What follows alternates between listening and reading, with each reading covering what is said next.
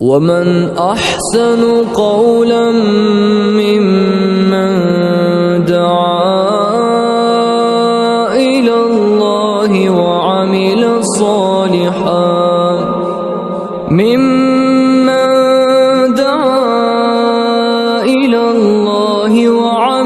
صالحا وقال إنني من المسلمين.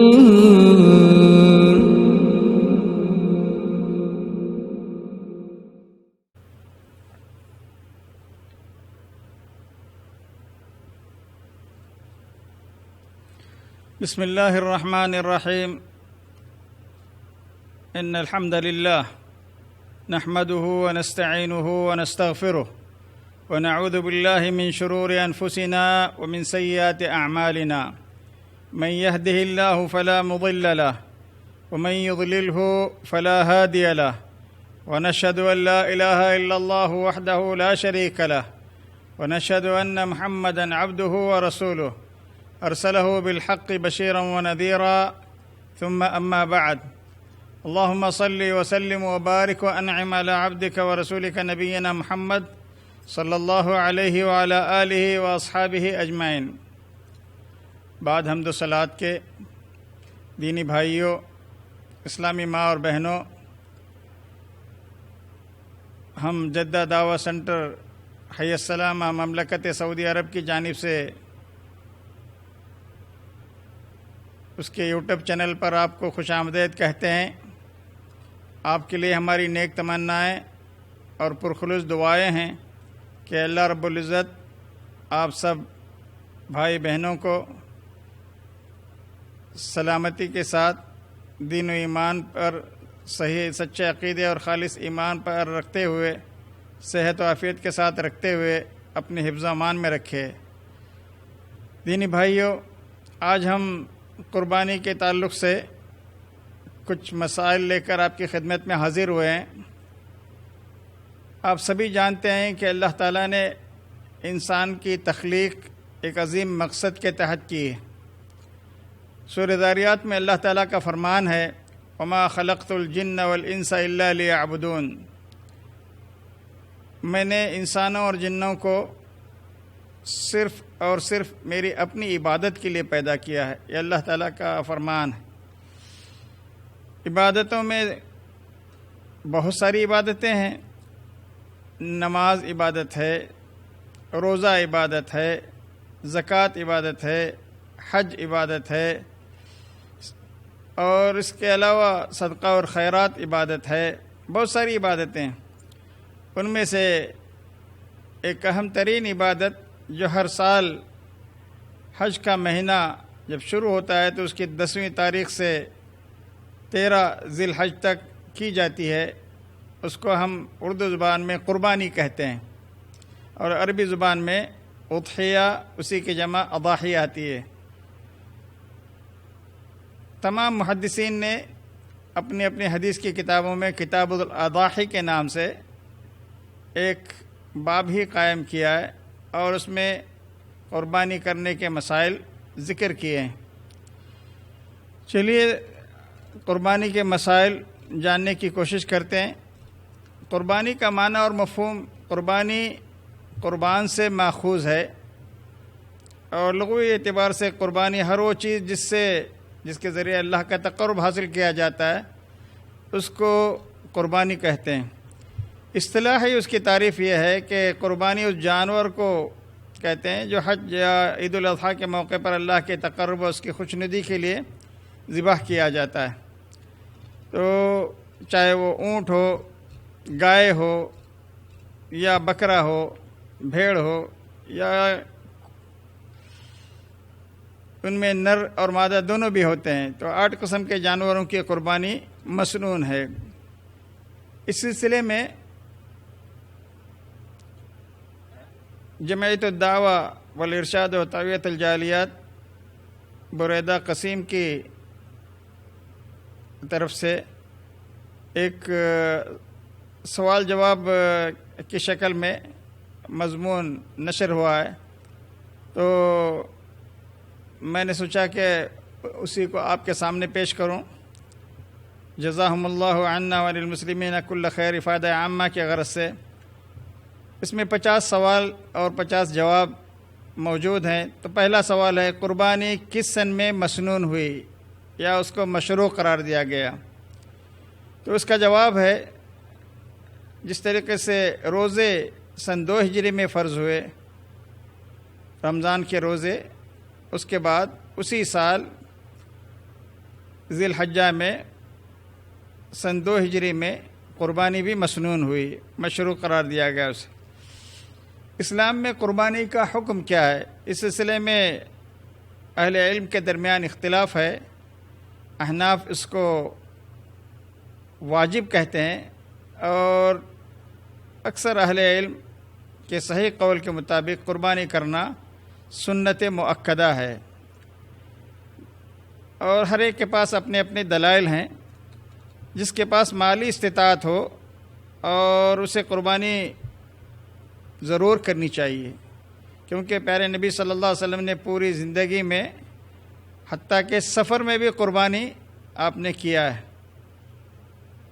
اور قربانی ذی الحجہ کی 10 تاریخ کی عید کی نماز، عید الاضحیٰ کی نماز پڑھنے کے بعد سے اس کا وقت شروع ہوتا ہے، اور 10 تاریخ کے علاوہ 3 دن اور ایام التشریق 11، 12 اور 13 تاریخ کا سورج غروب ہونے تک بھی اس کا وقت باقی ہے۔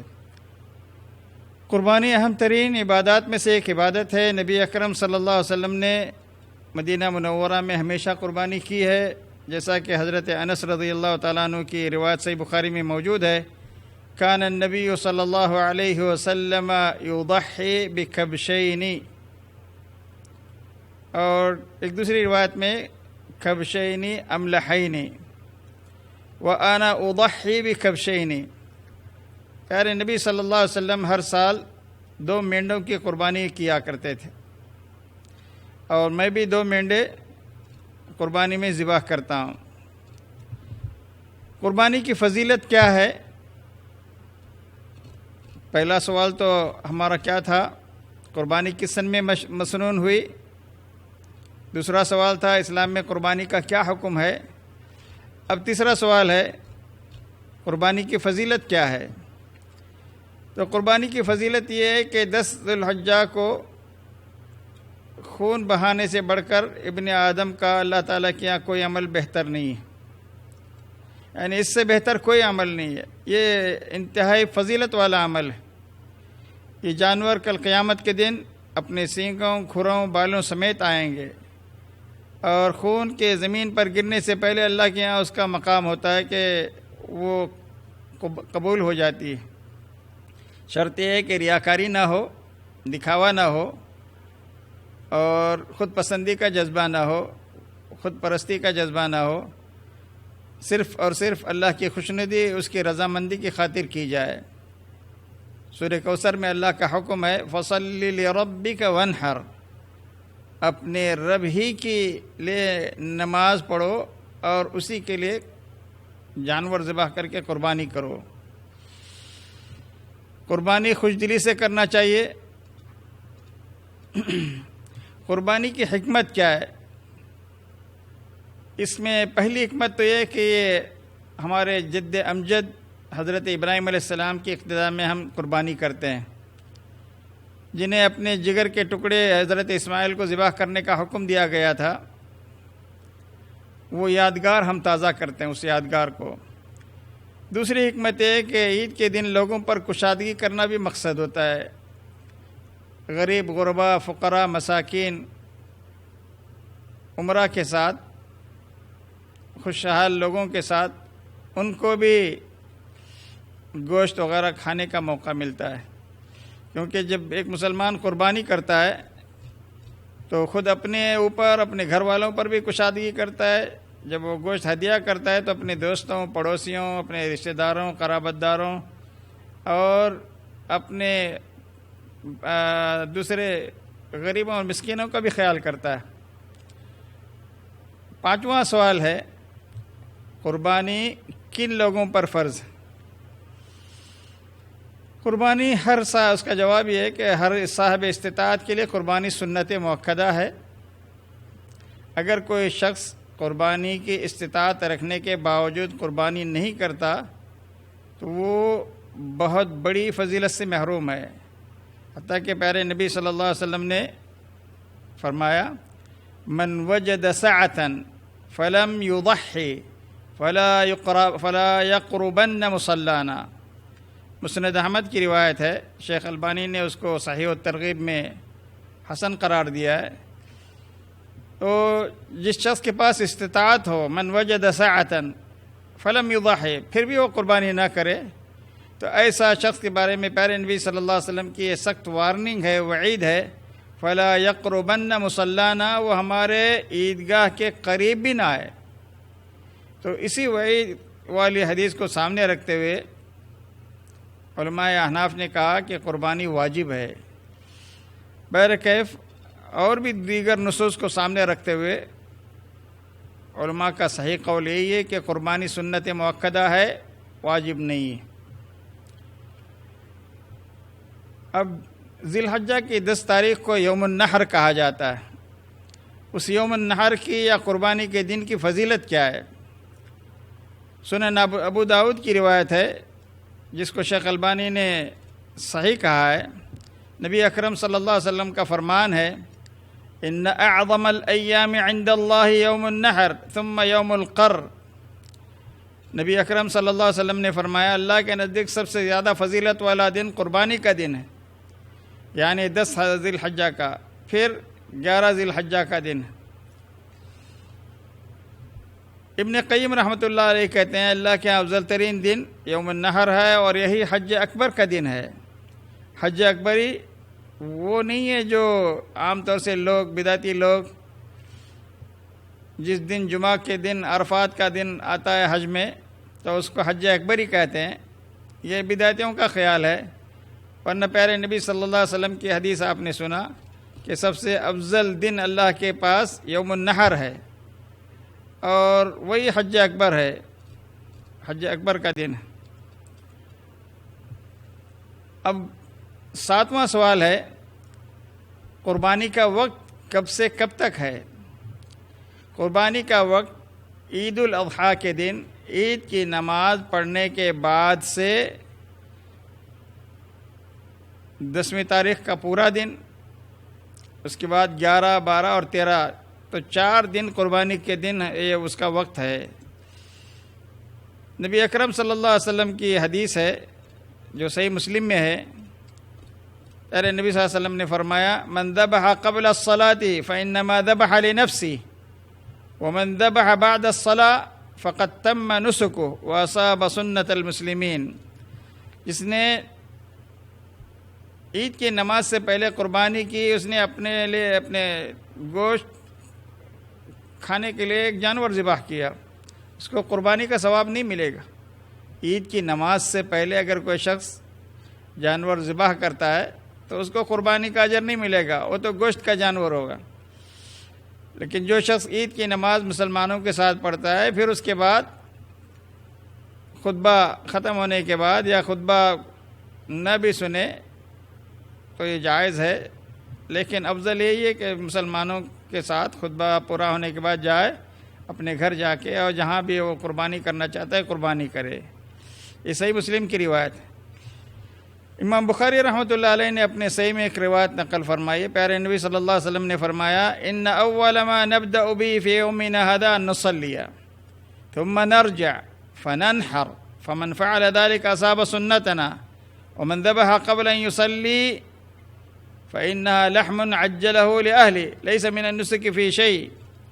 جس نے سب سے پہلے جس چیز سے ہم اپنے اس دن کا آغاز کرنے جا رہے ہیں، اس کی شروعات کریں گے، وہ یہ ہے کہ ہم عید کی نماز پڑھیں گے۔ عید کی نماز کے بعد خطبہ ہوگا، پھر عیدگاہ سے واپس جا کر قربانی کریں گے۔ جس نے اس طرح کیا وہ یقیناً ہمارے طریقے کو پہنچ گیا، یعنی سنت پر عمل کیا۔ اور جس نے عید کی نماز سے پہلے ہی جانور ذبح کر لیا تو اس نے اپنے گھر والوں کے لیے گوشت کا جانور ذبح کر کے گوشت فراہم کیا، اور اس میں کوئی چیز نہیں۔ یہ صحیح بخاری کی روایت ہے۔ 8واں سوال ہے قربانی کرنا افضل ہے یا اس کی قیمت کو صدقہ کرنا افضل ہے؟ قربانی کرنا افضل ہے یا اس کی قیمت کو صدقہ کرنا افضل ہے؟ قربانی کرنا اور اس کے گوشت کو تقسیم کرنا افضل ہے، کیونکہ قربانی کا اہم مقصد اللہ کا قرب حاصل کرنا ہوتا ہے۔ اللہ رب العزت کا ارشاد ہے لن ینال اللہ لحومها ولا دماؤها ولکن ینالہ التقوی منکم۔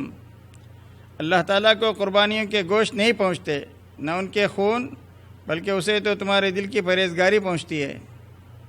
اپنی بھائیوں، اسلامی ماں اور بہنوں، قربانی کرنا افضل ہے۔ سوال نمبر 8، قربانی کرنا افضل ہے یا اس کی قیمت کو صدقہ کرنا افضل ہے؟ قربانی اصل الگ عبادت ہے اور صدقہ الگ عبادت ہے۔ دونوں عبادتوں کو ایک ساتھ خلط مت کرنا یہ غلط ہے۔ قربانی کرنا، اس کے گوشت کو تقسیم کرنا، یہ ذی الحجہ کی 10 تاریخ سے ایام التشریق کے 3 دن یہ افضل ترین کام ہے، کیونکہ قربانی کا اہم مقصد اللہ کا قرب حاصل کرنا ہوتا ہے۔ اگرچہ صدقہ اور خیرات کرنا بھی، اس سے بھی اللہ تعالیٰ کا قرب مقصود ہے، لیکن قربانی کی رقم صدقہ اور خیرات کرنا، قربانی کو ترک کرنا، یہ جائز نہیں کسی طرح سے۔ قربانی الگ عبادت ہے، قربانی اپنی جگہ پر کریں۔ آج کل کے ناگفتہ حالات میں کچھ لوگ یہ سمجھ رہے ہیں کہ ہم قربانی ترک کریں گے، وہی رقم غریبوں میں تقسیم کریں گے تو یہ اچھا کام ہے۔ یقیناً غریبوں کی مدد کرنا بہت اچھا کام ہے، نیکی کا کام ہے، اللہ تعالیٰ اس سے بڑے خوش ہوتے ہیں، لیکن قربانی کی عبادت بھی افضل ترین عبادتوں میں سے ایک، مقدس ترین عبادتوں میں سے ایک عبادت ہے۔ لن ینال اللہ لحومها ولا دماؤها ولکن ینالہ التقوی منکم۔ قربانی کا اہم مقصد کیا ہے؟ اللہ کا قرب حاصل کرنا، تقوی حاصل کرنا ہوتا ہے، ورنہ اللہ تعالیٰ یہ قربانی کے گوشت، اس کا جانور کا خون یہ نہیں پہنچتا۔ اللہ تمہارے دلوں کا تقوی دیکھنا چاہتے ہیں، تمہارے دلوں کے اندر اللہ کو راضی کرنے کا جذبہ کتنا ہے، تمہارے دلوں کے اندر اللہ کی خوشنودی حاصل کرنے کی تڑپ کتنی ہے، مگن کتنی ہے، لگن کتنی ہے، یہ دیکھنا چاہتے ہیں۔ سوال نمبر 9، قربانی کتنے دنوں تک کرنی جائز؟ اس کا جواب یہ ہے کہ قربانی یوم النحر، عید کے دن شروع ہوتی ہے، اور سب سے بہتر تو اسی دن ہے، سب سے افضل اسی دن ہے، لیکن اس کے بعد بھی اگر کبھی کسی ظرف کے تحت، کسی مجبوری کے تحت جانور نہیں مل سکا تھا یا وقت نہیں مل سکا تھا تو ایام التشریق میں بھی قربانی کرنا جائز ہے۔ اور اگر ایک سے زیادہ جانور آدمی ذبح کر رہا ہے تو وہ 11، 12 اور 13 ذی الحج کو بھی قربانی کرنا پیارے نبی صلی اللہ علیہ وسلم سے ثابت ہے۔ السلسلہ الصحیحہ میں شیخ البانی رحمۃ اللہ علیہ نے پیارے نبی صلی اللہ علیہ وسلم سے ثابت ایک روایت نقل فرمائی ہے، کل ایام التشریق ذبح، تمام ایام تشریق میں ذبح کرنا جائز ہے۔ اور اللہ تعالیٰ کا فرمان بھی ہے وَاذْكُرُوا اللَّهَ فِي أَيَّامٍ مَّعْدُودَاتٍ، اللہ تعالیٰ کی یاد ان گنتی کے چند دنوں میں ایام تشریق میں کیا کرو۔ معدودات سے مراد ایام تشریق ہیں، یوم النحر کے علاوہ 11، 12 اور 13 ذی الحجہ۔ امام ابن القیم الجوزی رحمۃ اللہ علیہ اس سلسلے میں حضرت علی بن ابی طالب کی ایک روایت نقل فرماتے ہیں، ایام النحر یوم عید الاضحی و 3 ایام بعدہ، قربانی کے دنوں سے مراد عید الاضحیٰ کا دن ہے، اس کے بعد ایام تشریق کے 3 دن ہیں۔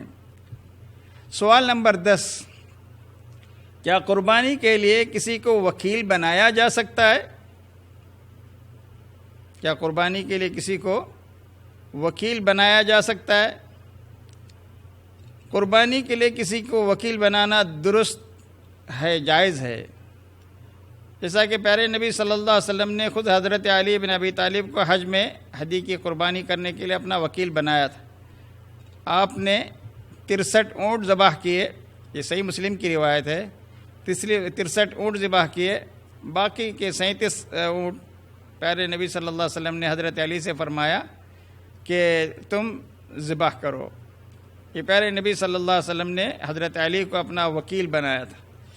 تو اگر کوئی آدمی خود سے قربانی نہیں کر سکتا اور وکیل اگر قابل اعتماد اور ثقہ بھروسے والا آدمی ہے اور اس کو پیسے دے کے کہتا ہے کہ تم میرے نام سے جانور خریدو، سلاٹر ہاؤس لے جاؤ اس کو اور وہاں قربانی کر کے لے آؤ، تو یا آدمی کے پاس وقت نہیں ہے، وہ سفر پہ جا رہا ہے عید کی نماز پڑھتے ہی، اس کی فلائٹ ہے یا کوئی بھی مجبوری ہے، تو وکیل کو اپنا پیسہ دے کر اپنی طرف سے قربانی کرنے کے لیے وکیل بنا کے کسی کو بھی قربانی کے لیے وکیل بنانا درست ہے۔ سوال نمبر 11، کیا ایک جانور میں کئی افراد شریک ہو سکتے ہیں؟ بکری میں کوئی شریک نہیں ہو سکتا، البتہ قربانی کیا جانے والا جانور اونٹ یا گائے ہو تو اس میں 7 افراد شریک ہو سکتے ہیں۔ حضرت جابر رضی اللہ تعالیٰ عنہ سے مروی کہتے ہیں کہ ہم رسول اکرم صلی اللہ علیہ وسلم کے ساتھ حج کیے تو ہم نے 7 لوگوں کی طرف سے ایک اونٹ کی قربانی کی اور گائے بھی 7 لوگوں کی طرف سے قربانی میں ذبح کی جا سکتی ہے، صحیح مسلم کی روایت۔ تو معلوم ہوا کہ قربانی میں شراکت جائز ہے صرف اونٹ اور گائے میں، باقی بھیڑ بکری میں کئی افراد شریک نہیں ہو سکتے۔ کیا ایک آدمی ایک سے زیادہ قربانی کر سکتا ہے؟ یہ سوال نمبر 12 ہے۔ ایک آدمی کے پاس طاقت ہے، حیثیت ہے، ایک سے زیادہ قربانی کرنے میں اسے کوئی حرج نہیں ہے، اور اگر اس کا کنبہ بہت بڑا ہے، اس کے خاندان کے رشتہ دار بہت زیادہ ہیں، ایک جانور ناکافی ہو رہا ہے۔ عموماً صحابہ کرام اپنے اور اپنے گھر والوں کی طرف سے ایک جانور ذبح کرتے تھے، لیکن اگر کوئی صاحب حیثیت ہے، وسعت رکھتا ہے، تو ایک سے زیادہ قربانی بھی کرنے میں کوئی حرج نہیں ہے، کیونکہ پیارے نبی صلی اللہ علیہ وسلم نے 100 اونٹ کی قربانی حجۃ الوداع کے موقع پر آپ نے 100 اونٹ خریدے تھے اور حضرت علی کو ملک یمن بھیجا تھا اور وہاں سے انہوں نے جانور خرید کے لائے تھے۔ سوال نمبر 13، قربانی کے گوشت کو ایک جگہ سے دوسرے جگہ منتقل کرنا کیسا ہے؟ قربانی کے گوشت کو ایک جگہ سے دوسری جگہ منتقل کرنا جائز ہے۔ حضرت جابر، صحیح بخاری کی روایت ہے، حضرت جابر سے مروی ہے، ان کا بیان ہے کہ ہم لوگ رسول اکرم صلی اللہ علیہ وسلم کے زمانے میں قربانی کے گوشت کو مدینہ ہدیاتاً بھیج دیا کرتے تھے۔ تو جائز ہے۔ کن جانوروں کی قربانی جائز ہے اور کون سا جانور قربانی میں دینا افضل ہے؟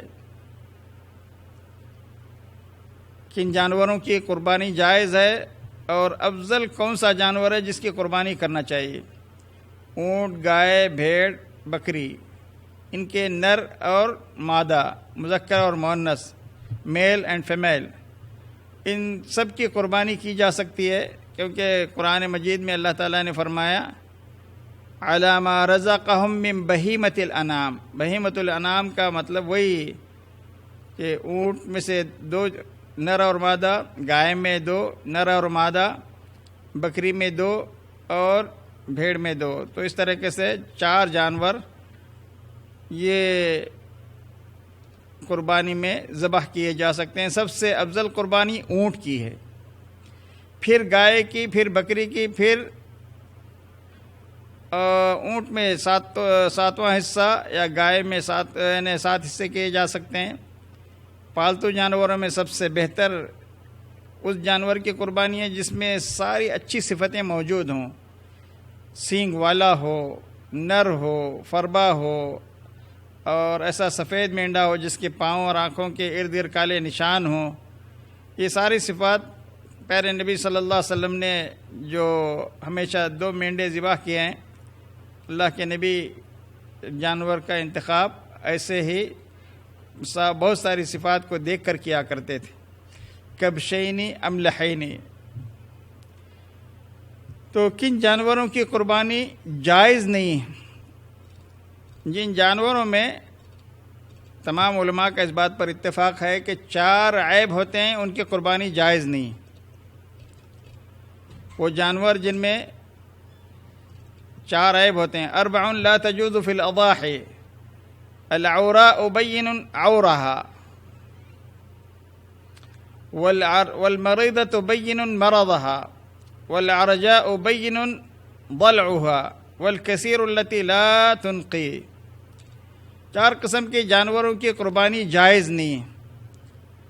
کانا جانور جس کا کاناپن واضح ہو، ایسا بیمار جانور جس کی بیماری واضح ہو، ایسا لنگڑا جانور جس کا لنگڑا پن ظاہر ہو، اور نہایت لاغر جانور جس کے اندر گودا نہ ہو۔ اس سنن ابو داؤد کی روایت ہے، بالکل صحیح روایت ہے۔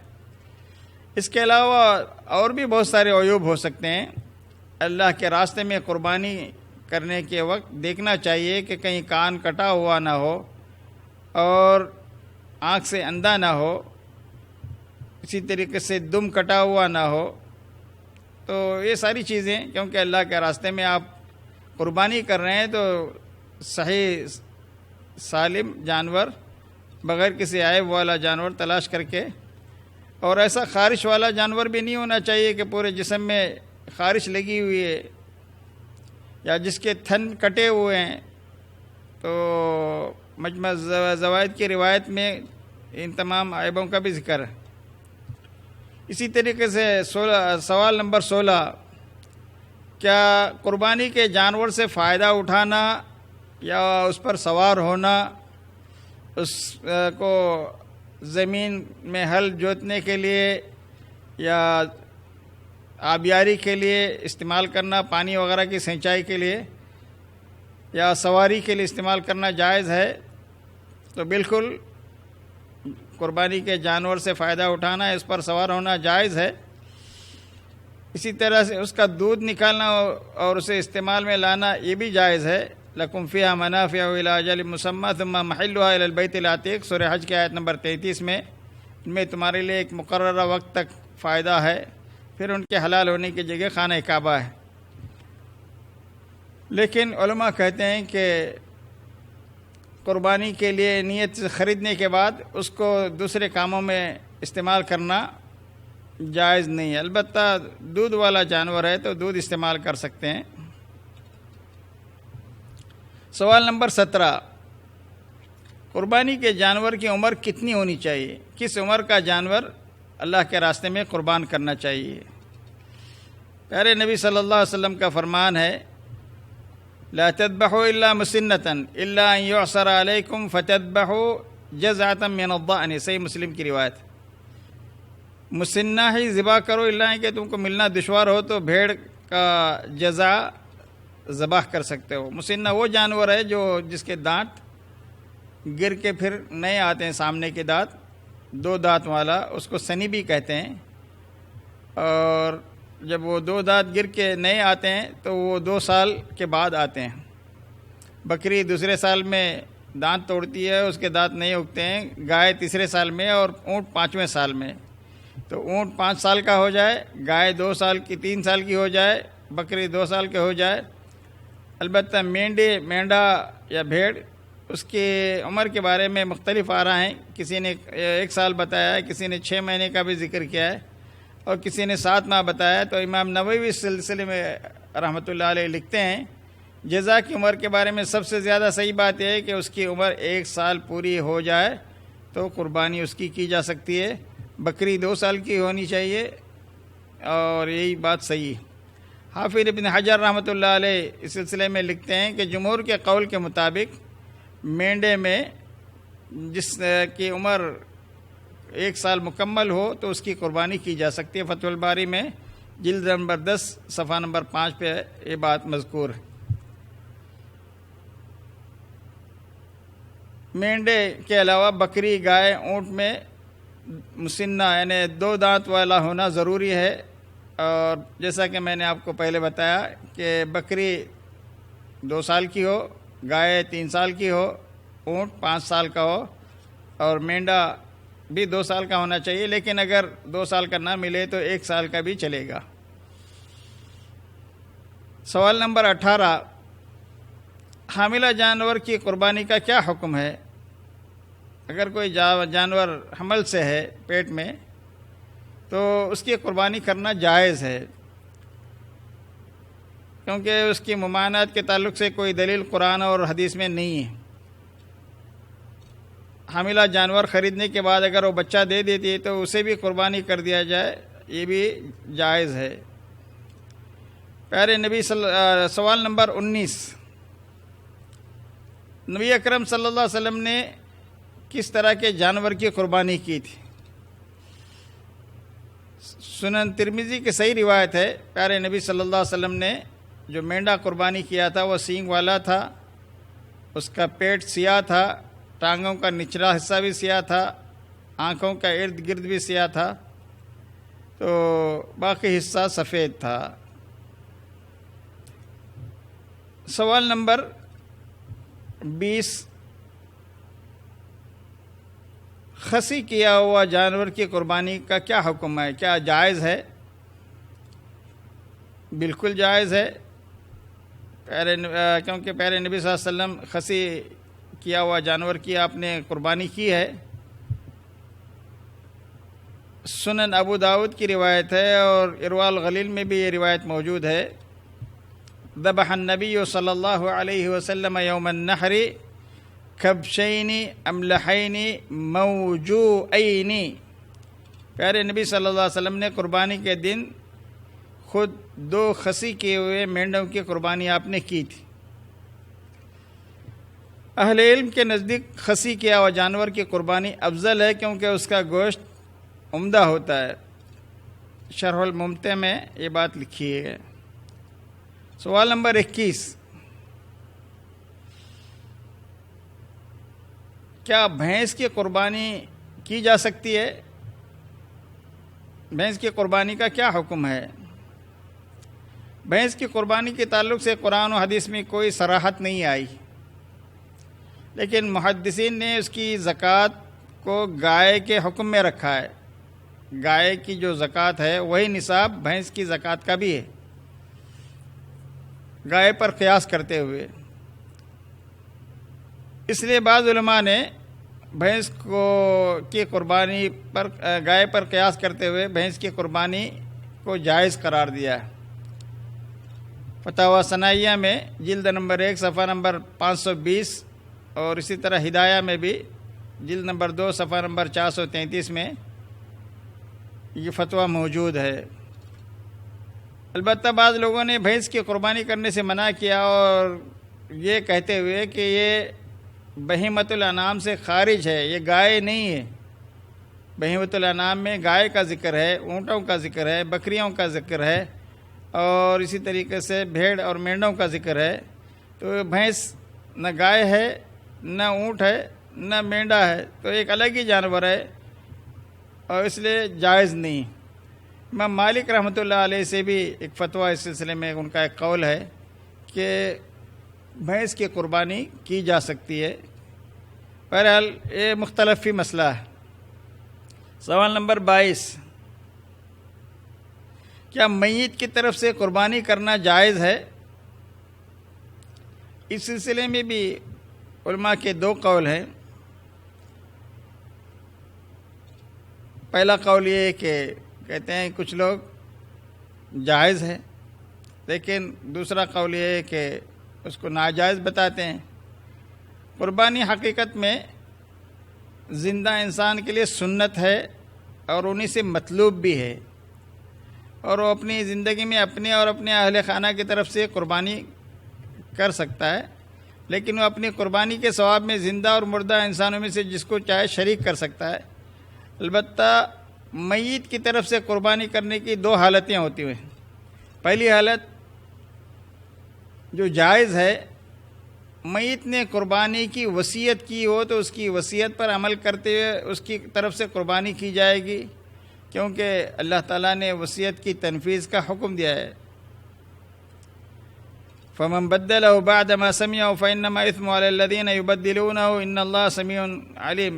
شرط یہ ہے کہ اس وصیت کی وجہ سے کسی دوسرے وارثین کے حقوق کی حق تلفی نہ ہوتی ہو، ان کو نقصان نہ پہنچتا ہو، اور سارے ورثہ اگر راضی ہوں تو کوئی حرج نہیں۔ دوسری حالت، میت نے وصیت تو نہیں کی ہے، خود اس کے رشتہ دار، میت کے رشتہ دار بیٹے ہوں یا کوئی بھی ہو، اس کی طرف سے قربانی کرنا چاہتے ہیں، تو علماء امت میں اختلاف ہے کہ یہ مشروع ہے یا غیر مشروع ہے۔ بعض نے اسے زندہ کی طرف سے قربانی اور مردہ کی طرف سے صدقہ کی طرف مشروع قرار دیا، یعنی زندہ لوگ اپنی طرف سے قربانی کرتے ہیں، میت کے حق میں وہ صدقہ تصور کیا جائے گا، اس لیے اس کو مشروع بتایا۔ اور بعض نے کہا کہ یہ غیر مشروع ہے، جائز نہیں ہے، کیونکہ یہ پیارے نبی صلی اللہ علیہ وسلم سے ثابت نہیں ہے۔ نبی اکرم صلی اللہ علیہ وسلم کی حیات طیبہ میں آپ کے بہت سے اعزاء اور اقارب اور ازواج مطہرات میں سے کئی ایک کا انتقال ہوا تھا۔ خود حضرت خدیجہ رضی اللہ تعالیٰ عنہ کی وفات آپ کی زندگی میں ہوئی تھی، اور آپ کے ازواج مطہرات میں سے زینب بنت خزیمہ کا بھی انتقال آپ کی زندگی میں ہو گیا تھا۔ آپ کی بیٹیوں میں سے، صاحبزادیوں میں سے 3 بیٹیاں حضرت ام کلثوم، رقیہ، حضرت زینب آپ کی زندگی ہی میں وفات پا گئے تھے۔ آپ کے بیٹوں میں سے سارے نرین اولاد، آپ کی 3 نرین اولاد تھے پیارے نبی صلی اللہ علیہ وسلم کے بیٹے، وہ بھی ایک ایک کر کے بچپن ہی میں وفات پا گئے تھے۔ آپ نے کسی کی طرف سے نام لے کر ان کی وفات کے بعد آپ نے قربانی نہیں کی، تو یہ آپ سے ثابت نہیں ہے میت کی طرف سے۔ آپ نے ان میں سے کسی کی طرف سے بطور خاص قربانی اگر کی ہوتی تو ہمارے لیے بھی یہ مشروع ہوتا۔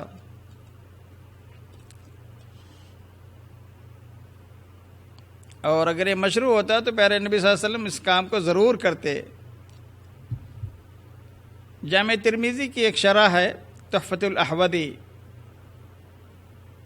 صاحب تحفۃ الاحوذی لکھتے ہیں کہ میت کی جانب سے قربانی پر جتنی حدیثیں ہیں وہ سب کی سب ضعیف ہیں۔ اگر میت کی طرف سے قربانی کی جائے تو سارا گوشت تقسیم کر دیا جائے، کیونکہ وہ صدقے کے طور پر صدقہ تصور کیا جائے گا، اس میں سے خود کوئی کچھ بھی نہ کھائے۔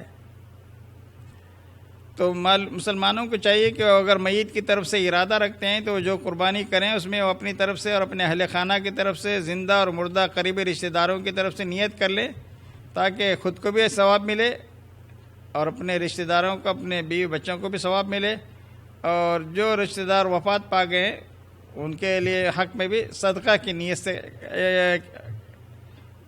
کریں تو کوئی حرج نہیں ہے۔ کچھ علماء کا یہ خیال ہے۔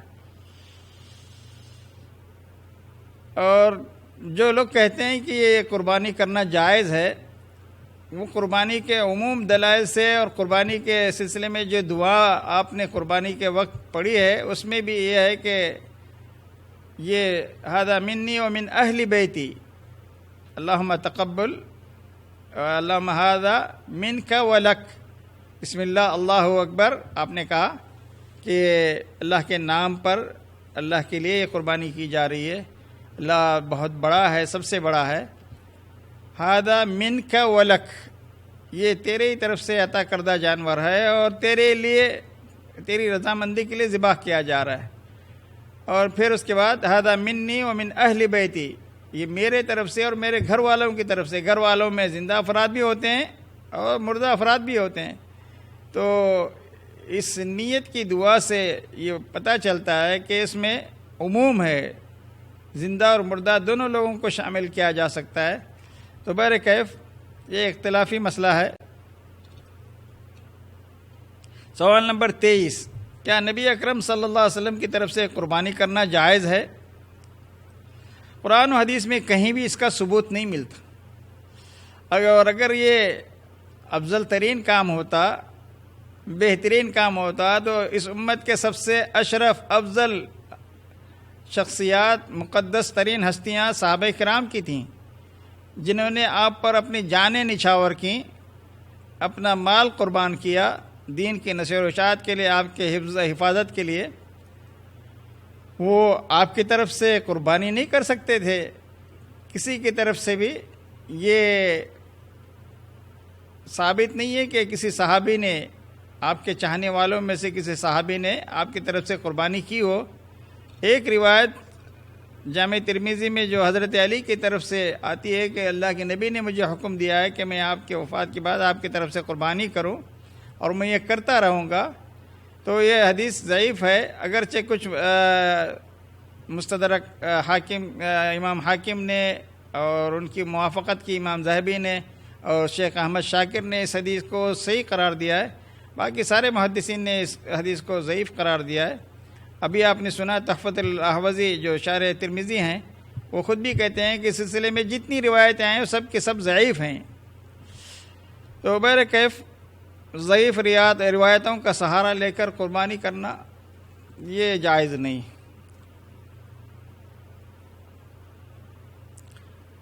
اور بہت سارے لوگ کہتے ہیں کہ آپ کو دو قربانی کرنی ہو تو ایک نبی اکرم صلی اللہ علیہ وسلم کی طرف سے کرو اور دوسری اپنی طرف سے کرو، اس کی بھی کوئی اصل نہیں۔ صحابہ کرام نے کبھی ایسا نہیں کیا۔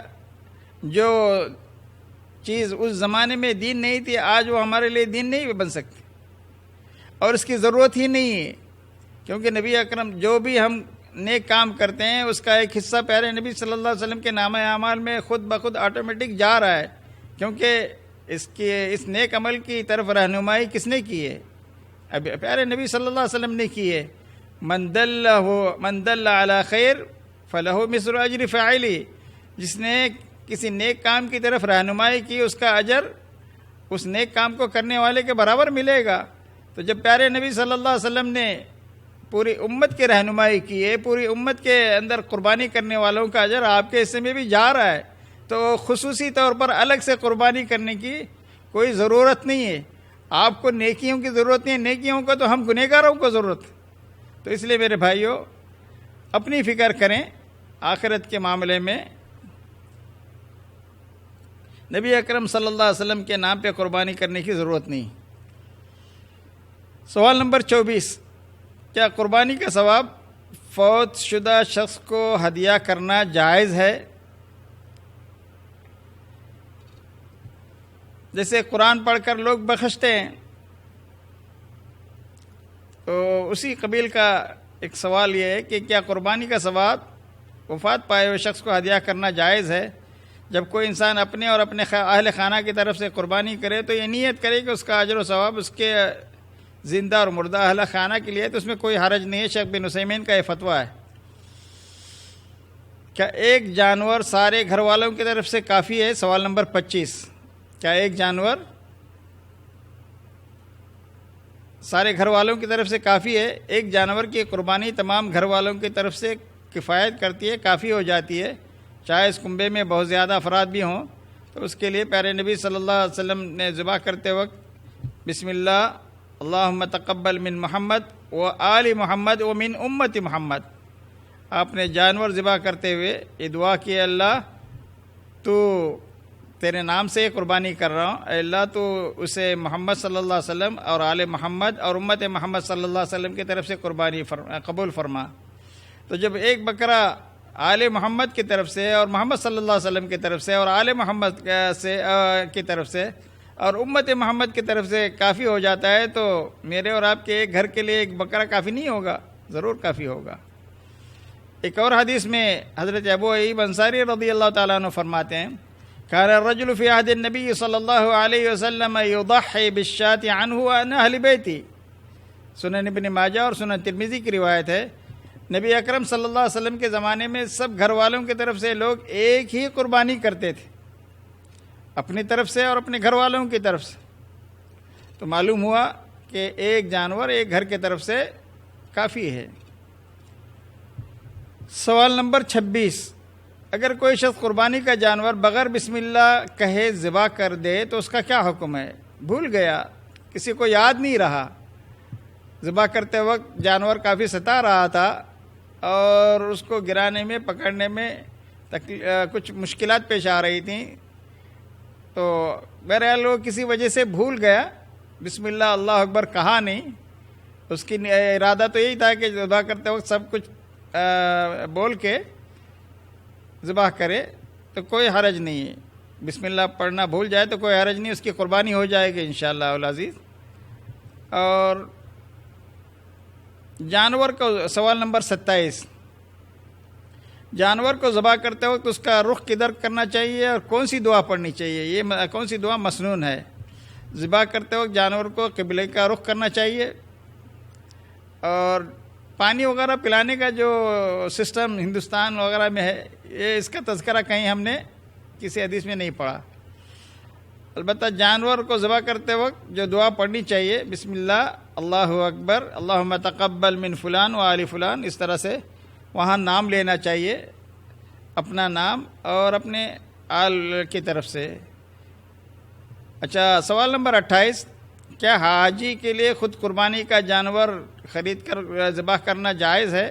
بالکل کر سکتا ہے، بلکہ یہ تو مستحب ہے، چونکہ آج کل سلاٹر ہاؤس اور جانوروں کی منڈیاں بہت دور دور ہوتی ہیں، تو اس لیے لوگ ٹوکن خرید لیتے ہیں مختلف بینکوں کی طرف سے جو قابل اعتماد ہیں حکومت کے نظر میں، اور وہ قربانی کے دنوں میں جتنے دن قربانی کرنا ہے ان دنوں میں کسی بھی دن قربانی کرتے ہیں تو جائز ہے۔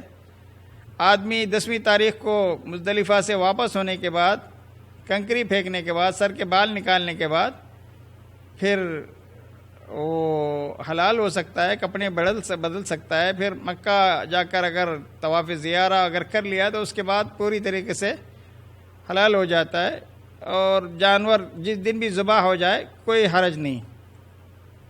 سوال نمبر 29، قربانی خود کرنا ضروری ہے یا اس کے لیے کسی کو اپنا نائب بنایا جا سکتا ہے؟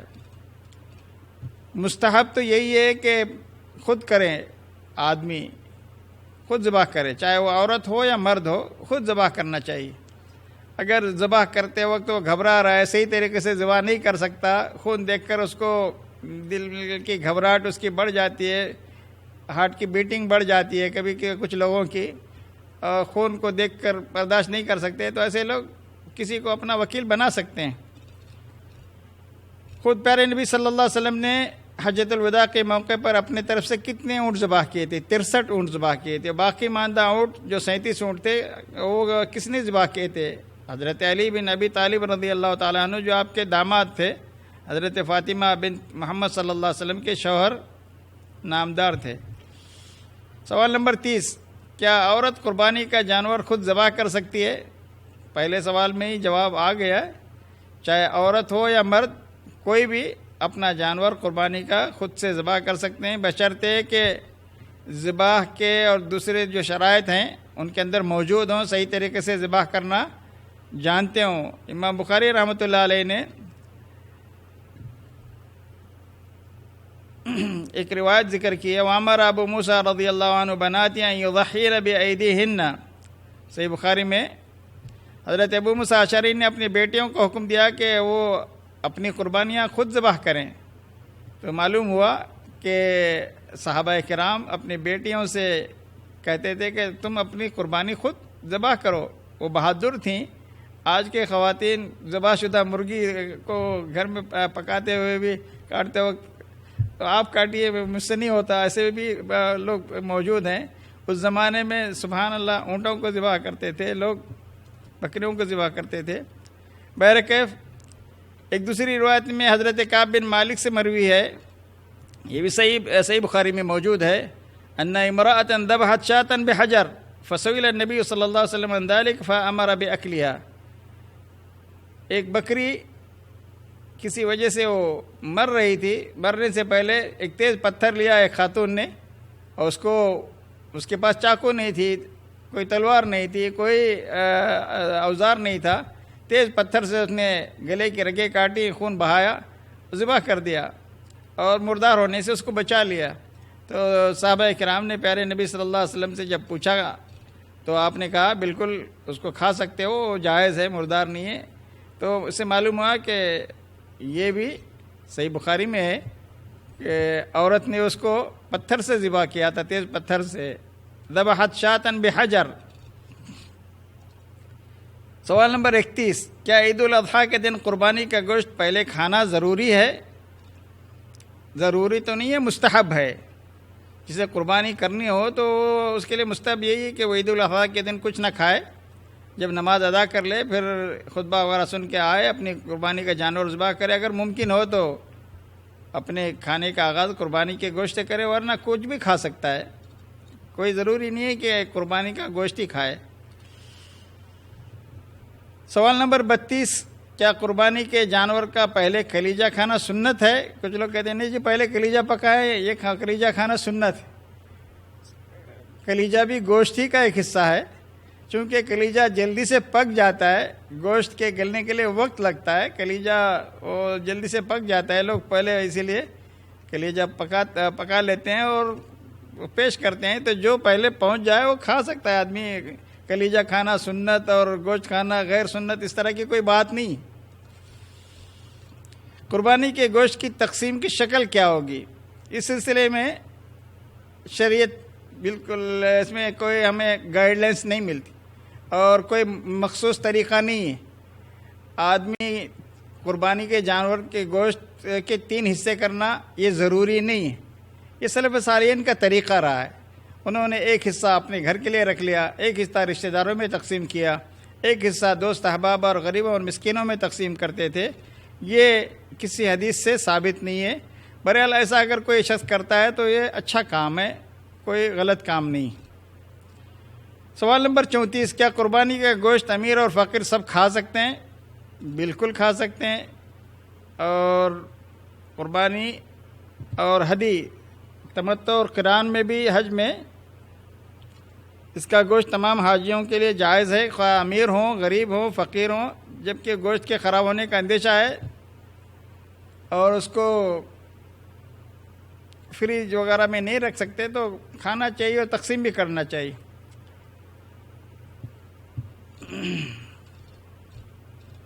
کیا قربانی کے گوشت کو ہدیہ دینا اور صدقہ کرنا جائز ہے؟ بالکل جائز ہے۔ اگر فقیر ہے تو اس کو صدقہ دیا جائے گا، مالدار ہے تو اس کو ہدیہ دیا جائے گا، ہدیتاً پیش کرنا جائز ہے۔ قربانی کا گوشت کیا کسی کافر شخص کو تحفے میں دینا جائز ہے؟ جائز ہے۔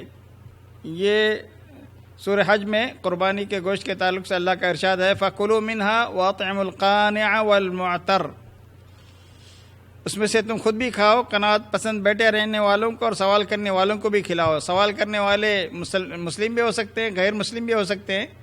اس کے علاوہ آپ کے پڑوس میں کوئی نان مسلم ہیں، وہ آپ کے گوشت کے منتظر ہیں، تو آپ ان کو بھی ہدیتاً پیش کر سکتے ہیں۔ علماء نے اس کا فتویٰ دیا ہے، اور قرآن کی اس آیت سے بھی جو سوال کرنے والے ہیں ان کو بھی دینے کا حکم ہے۔ سوال کرنے والے مسلم اور نان مسلم دونوں بھی ہو سکتے ہیں۔ سوال نمبر 36، قصاب کو قربانی کے گوشت سے مزدوری دی جا سکتی ہے یا نہیں؟ قصاب کو قربانی کی مزدوری اجرت کے طور پر بالکل نہیں دینا چاہیے۔ گوشت، قربانی کا گوشت مزدوری میں نہیں دینا چاہیے۔ جو بھی ذبح کرنے کے لیے جانور آتا ہے آپ کے گھر پہ کوئی شخص، حضرت علی فرماتے ہیں کہ مجھے پیارے نبی صلی اللہ علیہ وسلم نے حکم دیا کہ میں آپ کے اونٹوں کی نگرانی کروں، گوشت، چمڑے اور جھولے خیرات کر دوں، قصاب کو ان میں سے کچھ نہ دوں۔ فرمایا ہم اسے اپنی طرف سے مزدوری دیں گے۔ صحیح بخاری صحیح مسلم کی روایت ہے۔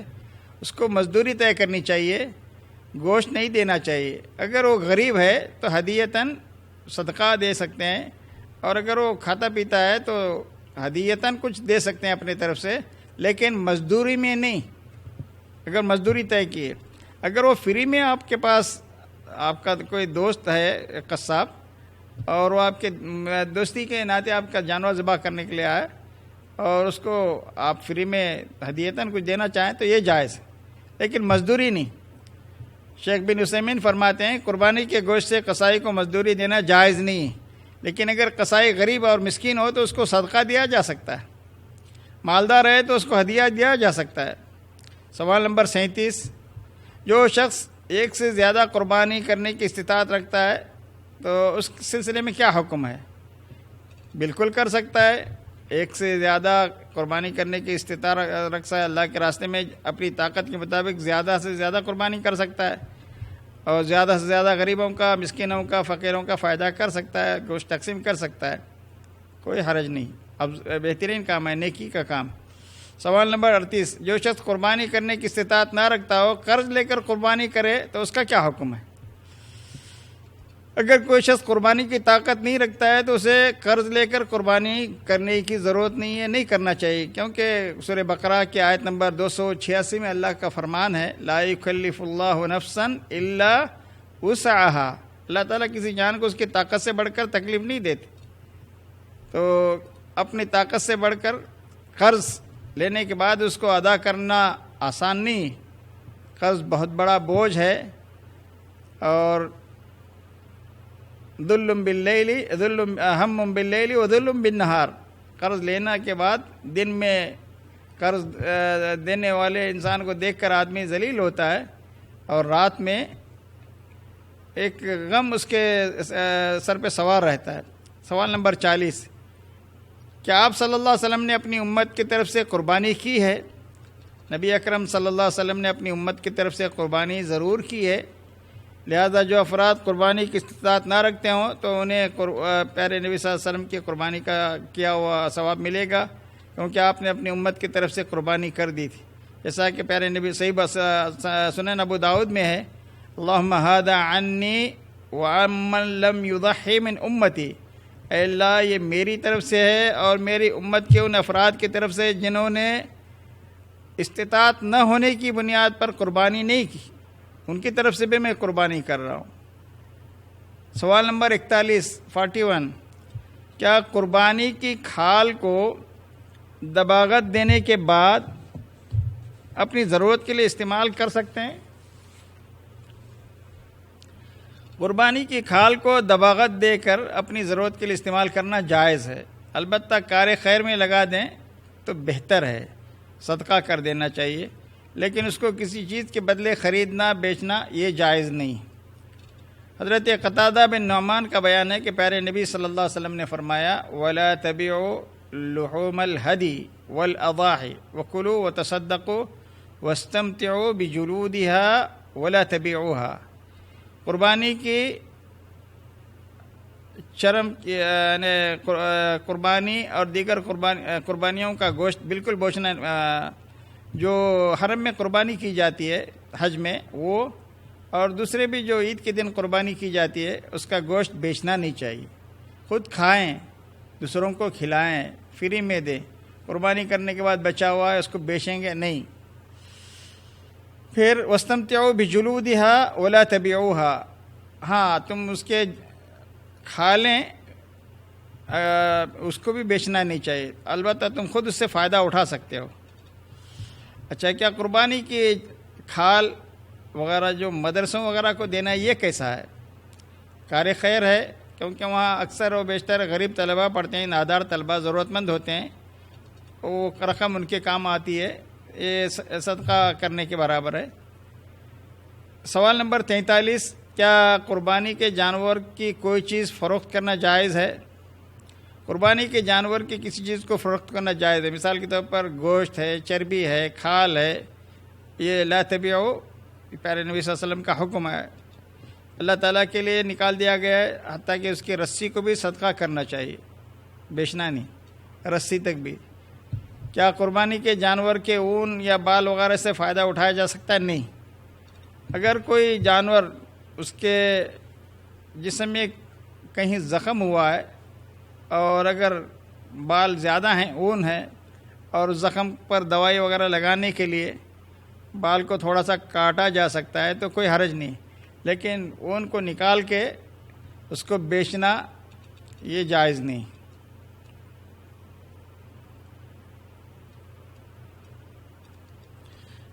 سوال نمبر 45، جانور ذبح کرتے وقت کن آداب کا خیال رکھنا چاہیے؟ یہ بہت اہم ہے۔ جانور ذبح کرتے وقت پہلی بات تو یہ کہ جانور کے سامنے چھری تیز نہ کی جائے تاکہ اس کو دیکھ کے وہ گھبرا نہ جائے۔ ایک جانور کے سامنے دوسرے جانور کو ذبح نہیں کرنا چاہیے۔ 2-3 جانور ذبح کے لیے لائے گئے ہیں تو وہ دور ان کو باندھ کے رکھیں تاکہ وہ جانور کو ذبح ہوتے ہوئے دیکھ کر وہ گھبرا نہ جائیں۔ جانور کو ذبح کی جگہ پر گھسیٹ کر بے رحمی سے سنگ دلی کے ساتھ نہ لے کر جائیں، نرمی سے اس کو ہمدردی کے ساتھ لے کر جائیں۔ ذبح کرنے والے پر ہر وہ کام حرام ہے جس سے جانور کو اس کے جان نکلنے سے پہلے تکلیف پہنچتی ہے، بالکل اس کو تکلیف نہیں دینا چاہیے۔ جتنا اچھے طریقے سے اس کو لٹائیں اور چاقو پہلے سے تیز کر کے رکھیں اور فوراً اس کو ذبح کرنا چاہیے۔ چھری کا تیز ہونا، گردن پر تیزی سے چلانا۔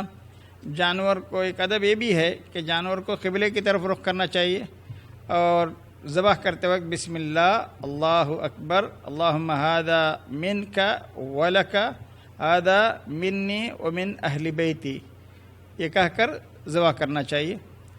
سوال نمبر 46، کیا مینڈے کی قربانی افضل ہے یا گائے کی؟ سب سے افضل قربانی تو اونٹ کی ہے، پھر گائے کی، پھر بکری کی، پھر اونٹ، پھر گائے کی، پھر مینڈے کی، یا مینڈا اور بکرا ایک ہی چیز ہے۔ اونٹ یا گائے میں اشتراک کی جو حدیث آئی ہے جمعہ کے بارے میں، اس کی فضیلت بیان کی گئی۔ پیارے نبی صلی اللہ علیہ وسلم نے، صحیح بخاری میں ایک لمبی حدیث ہے، جو شخص جمعہ کے دن غسل کر کے پورے اہتمام کے ساتھ پہلی گھڑی میں آتا ہے تو اس نے گویا اونٹ کی قربانی دی، دوسری گھڑی میں آنے گویا اس نے گائے کی قربانی دی، تیسری گھڑی میں آنے والے نے مینڈے کی قربانی کی، چوتھی گھڑی میں آئے ہوا شخص نے مرغی کی قربانی دی، پانچویں گھڑی میں آیا ہوا شخص نے انڈے کی گویا قربانی دی۔ تو اس حدیث سے معلوم ہوتا ہے کہ پہلے اونٹ، بعد میں گائے، پھر اس کے بعد بکرا یا بھیڑ، یہ افضل ہے جانوروں میں۔ سوال نمبر 47، نماز عید سے پہلے قربانی کا کیا حکم ہے؟ اگر کوئی شخص اس کو قربانی کرنے کا وقت کا علم نہیں تھا، اس نے سوچا سب سے پہلے میں قربانی کرتا ہوں، آج عید کا دن ہے، جاہل تھا، تو اس کی طرف سے وہ قربانی تو نہیں ہوگی، اس کو بتایا جائے گا۔ اگر وہ دوسرا جانور ذبح کرنے کی استطاعت ہے تو اس کو عید کے بعد دوسرا جانور ذبح کرنا چاہیے۔ عید کی نماز سے پہلے قربانی کا جانور ذبح کرے تو وہ قربانی نہیں تصور کی جائے گی، کیونکہ پیارے نبی صلی اللہ علیہ وسلم، صحابہ کرام نے قربانی کے جانوروں کو ایام نحری میں ذبح کیا ہے اور عید کے بعد ہی ذبح کیا ہے۔ صحیح بخاری کے روایت آپ کو ابھی اس سے پہلے گزر چکی، ان اول ما نبدأ به في يومنا هذا ان نصلي ثم نرجع فننحر فمن فعل ذلك اصاب سنتنا، یہ حدیث گزر چکی۔ سوال نمبر 48، قربانی کا جانور ذبح کرنے کی دعا کیا ہے؟ بسم اللہ، اللہ اکبر، اللہم ھذا منک ولک، اللہم ھذا منی ومن اہل بیتی، یہ کہہ کر ذبح کرنا چاہیے۔ اللہم تقبلہ منی، اور اس طرح کے الفاظ بھی۔ اچھا، سوال نمبر 49 یا 49، اونٹ کو ذبح کرنے کا طریقہ کیا ہے؟ اونٹ کو کھڑا کر کے اس کے بائیں ٹانگ کو باندھ کر ذبح کیا جاتا ہے اور اس کو خنجر سے شہرک پر وار کیا جاتا ہے کھڑے کھڑے، پھر جب وہ گر جاتا ہے خون زیادہ نکلنے کے بعد تو اس کو ذبح کرتے ہیں۔ یہ ذبح کرنے کا یہی طریقہ ہے۔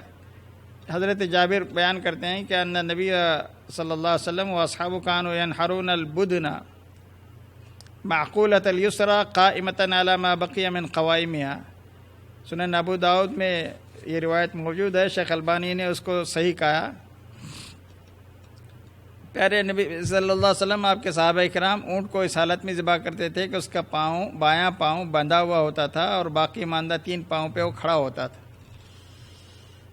آخری سوال ہے، سوال نمبر 50، قربانی کے گوشت کا ذخیرہ کرنے کا کیا حکم ہے؟ پہلے پیارے نبی صلی اللہ علیہ وسلم نے منع فرمایا تھا، کیونکہ اس زمانے میں بڑا افلاس تھا، غریبی تھی، فقر و فاقہ کا عالم تھا، اور بعد میں جب مسلمانوں کی حالت اچھی ہوئی تو آپ نے اس کو جائز قرار دیا۔ عام حالات میں قربانی کے گوشت کا ذخیرہ کرنا جائز ہے، جب تک چاہیں رکھ سکتے ہیں، فریج میں رکھ کے آپ کھاتے رہیں، لیکن تنگی اور پریشانی کا وقت ہے، لوگ زیادہ محتاج ہوں تو ایسی صورت میں اسے 3 دن سے زیادہ نہیں کھانا چاہیے، بلکہ غریبوں میں تقسیم کرنا چاہیے۔ جتنا زیادہ غریبوں میں آپ تقسیم کریں گے اتنا آپ کو زیادہ اجر ملے گا۔ پیارے نبی صلی اللہ علیہ وسلم کی حدیث ہے، انما نہیتکم من اجل الدافہ التی دفت فکلوا وادخروا وتصدقوا، صحیح مسلم میں ہے کہ میں نے غریبی کی وجہ سے میں نے تم کو منع کیا تھا، اب اللہ تعالیٰ نے مسلمانوں کی حالت اچھی کی ہے، غزوہ خیبر کے بعد مسلمانوں کے پاس زمینیں آئیں، دولت آئی، مال غنیمت آیا، اور تو اس کے بعد آپ نے حکم دیا کہ اب تم ذخیرہ کر سکتے ہو، صدقہ بھی کرو، وادخروا وتصدقوا۔ وصلی اللہ علی نبینا محمد وجزاکم اللہ خیر۔ آپ کے حسن سماعت کا بے حد شکریہ۔ اللہ تعالیٰ مجھے اور آپ کو علم نافع عطا فرمائے، اور اس علم کی صحیح سمجھ عطا فرمائے، اور اس دین کے علم پر ہم سب کو عمل کی توفیق عطا فرمائے۔ اللہ تعالیٰ آپ کو جزائے خیر دے۔ سبحانک اللہم و بحمدک، اشہد ان لا الہ الا انت، استغفرک و اتوب الیک۔